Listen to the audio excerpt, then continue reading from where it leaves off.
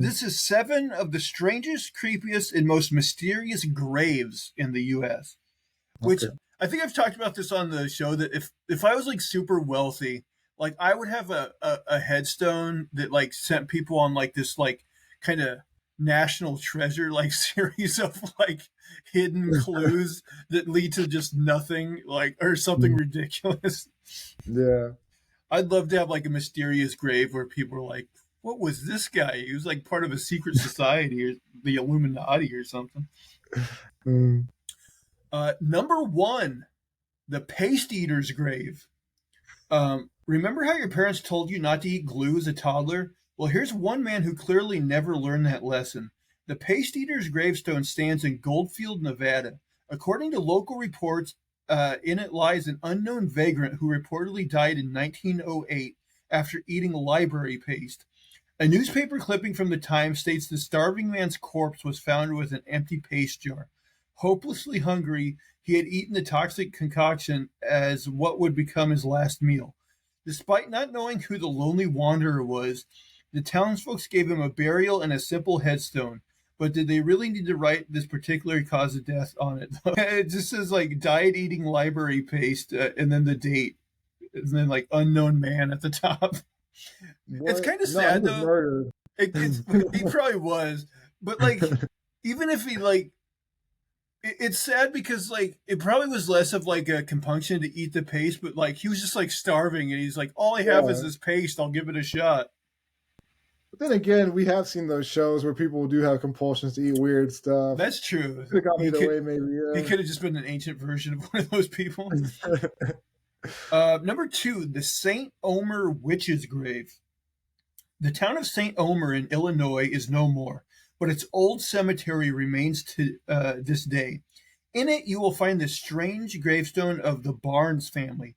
The stone is carved into the shape of a giant ball sitting on top of an unlit wooden pyre. On the ball are carved the names and dates of birth and death of Marcus Barnes and his wife Caroline. Caroline's date of death is a bit odd, though. It's marked as February 31st, 1882, a date that never existed. Local stories claim that Caroline was a witch, and the locals intentionally put an erroneous date on the gravestone so she couldn't return to haunt the living on the anniversary of her death. To go with the witchy rumors, the grave is supposedly still used as a site of eldritch rituals to this day. I mean, No, it just sounds like an error. Some well, dum dum. I could believe like superstitious people back there doing that, but that's kind of a messed up thing. Is like, oh, intentionally put the wrong date on there so she can't haunt us. Like that is like a funny thing for them to like think. What year was this? 1882. It's like a century too late for that stuff, man. Three, the grave of the lady in red. In 1969, farmhands worked on the Egypt plantation in Kruger, Mississippi. They made a gruesome discovery. Digging the ground, they happened upon a coffin lying in an unmarked grave. This wasn't just any coffin, though. It was a cast iron and glass box filled with an alcoholic preservative solution. In the liquid floated a woman's corpse in pristine condition, clad in a red velvet dress, white gloves, and boots. Her clothes indicated the woman may have died before the Civil War. The alcohol filled coffin had preserved her body perfectly. Despite local historians' best efforts, no one has been able to figure out the woman's identity. After her accidental exhumation, she was reburied in the Oddfellow Cemetery in Lexington, Mississippi. Uh, I mean, that's kind of a weird thing that, like,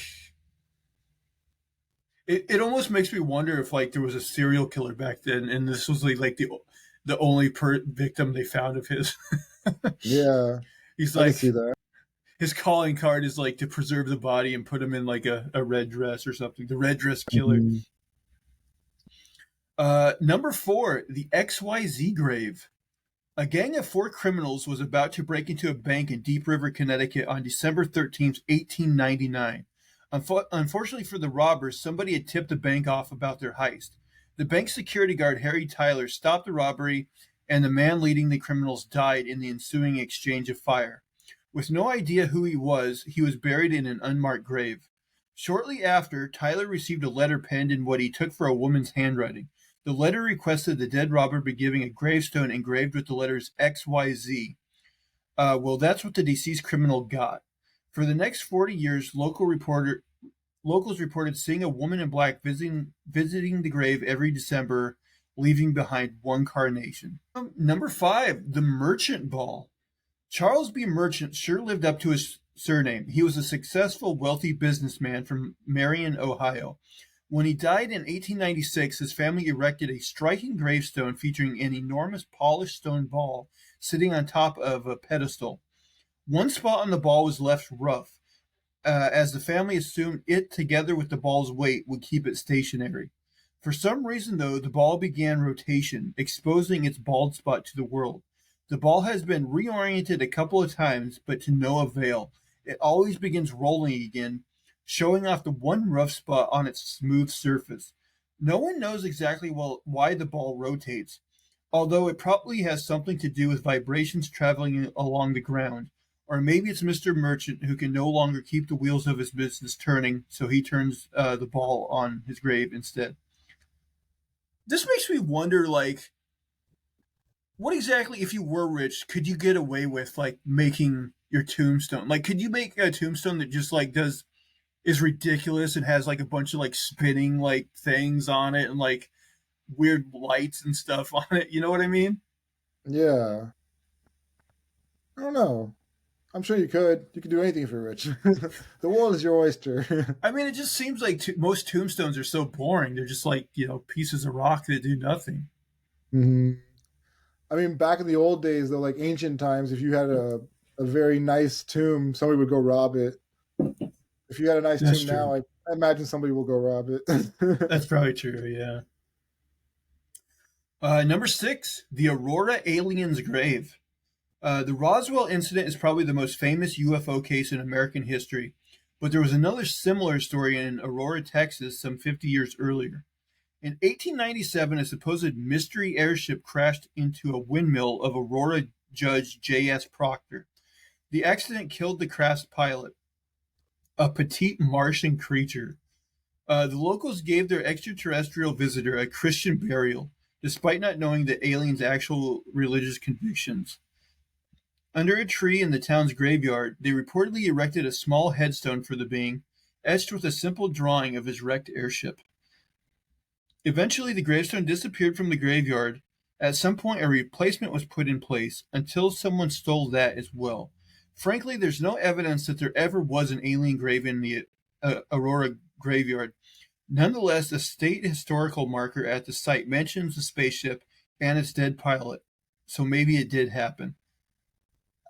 I mean, I don't even know how this would have got started. Like, it makes me wonder, did, like, maybe there was like a midget pilot who died, and the guy was just like, "Oh, it's an alien." I'm guessing somehow the whole story was made up, and like just Yeah. everybody believed this guy or something like that. And finally, number 7, the Black Angel. A large sculpture of a winged angel stands guard atop the grave of Teresa and Nicholas Feldevert in the Oakland Cemetery in Iowa City. This isn't your usual angel, though. The statue is pitch black. It wasn't always that way. According to local legends, the originally light colored angel turned black overnight due to the sins of the Feldevert family. Yet the angelic being doesn't seem satisfied with judging only Feldeverts. Stories claim that certain and quick death awaits anyone who kisses the statue or even touches it. In reality, the angel's discoloration is a natural result of its bronze surface oxidating over time. I mean, maybe if people are like making out with the statue, maybe they are getting something that'll kill them. I don't know. Although, that's a weird thing that someone would have even tested. Like, why would somebody have kissed the statue in the first place? Yeah, I don't know. That is a weird thing, but There's people just will do everything at least once. well, let me go back to the Pornhub story and see what state has like tombstone licking as their as their kink I of mean, choice. I mean, one of those Pornhub kind of videos may remind me of the statue of David. How he has a small PP. I like how Oh, right. the Greeks used to idolize small penises. That is counter to, I think, most humans. But I guess they thought it made you less barbaric, less, I don't know, more intelligent. I actually have a theory about that. I actually Mm. think those statues originally had like like huge, like luscious, veiny penises. But like, but like, you know how you have that cousin that you go to his house and he's like, "Hey man, you want to see this street sign I stole?" Like, you know, like if you went to your cousin's house back in those days, he'd be like, "Hey man, you want to see Hercules' dick?" And you'd be like, "Do I?" I mean, it could have just been the answers to the folks from Ohio. Could have just been those people. They're like, we need some more of this porn. Get it everywhere. Small peepees for everyone. I think I'm going to move to Ohio just so I fit in back. They're not gonna like you there. They're gonna be like, no, you're not small. They prefer them. Well, I'm going to go there because maybe their women have lowered expectations. Oh, I see. Okay, Be like, okay. you know what I I didn't mean? bet. Okay, I didn't get that. Yeah, yeah. Oh, well, AJ, somehow I think we made another one of these shows. Everybody listening, if you will, please subscribe both to the YouTube channel and in audio form on your podcast catcher of choice. Give us thumbs up, positive reviews. Let us know what your most searched, or your biggest Pornhub search of the year was. Actually, you know what? You know how like I'm not signed up for any services that do this, but I know like people like on Spotify and stuff, like they get an end of the year thing that's like, oh, here was your like top most listened to songs and stuff like that. And I think like I do have a PlayStation account. I know some people have like a PlayStation thing that says like, oh, here's your most played games. Maybe there is a way I can get that. But like it would be like weird if you had like a personal Pornhub account, if they were like, oh, here's your most searched terms, like here's your most watched videos, things like that. You know what I Do a mean? little timeline into your laps or whatever Right. timelines. Oh my gosh, yeah, that'd be uh, so depressing for so many people. just to know like the cumulative like time you spent there would probably be depressing. Uh, 10 days. but yeah, anyway, comment down below, thumbs up, positive reviews, all that good stuff. If you like, you can follow me over on Twitter/X at Zach Jones Live. That's ZachJonesLive. But that is going to do it for all of our shenanigans and poppycock this week. Please, please, please tune in again next week. Bye, guys. Take care.